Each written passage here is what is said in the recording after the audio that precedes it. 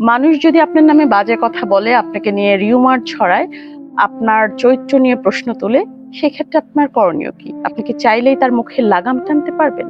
পারবেন না তো।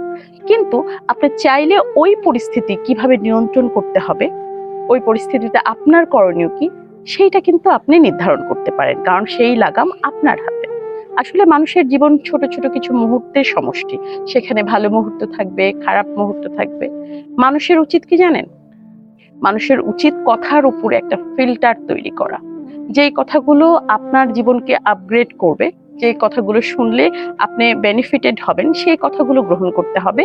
আর যে কথাগুলো শুনলে আপনার ভিতরে নেগেটিভ ভাইবস ক্রিয়েট হবে, সেই কথাগুলোর উপরে একটা ফিল্টার টানতে হবে, যাতে করে সেই কথাগুলো আপনার কান পর্যন্ত না পৌঁছায়। মানুষ অনেক কথাই বলে, অনেক কথাই বলবে।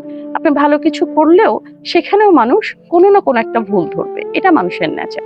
তো ওই দিকে ফোকাস দিলে চলবে না, আপনার নিজের জীবনের গোল নির্ধারণ করতে হবে। আপনি কি চান? আপনি যেটা চান সেই দিকে আপনার ফোকাস দেওয়া উচিত।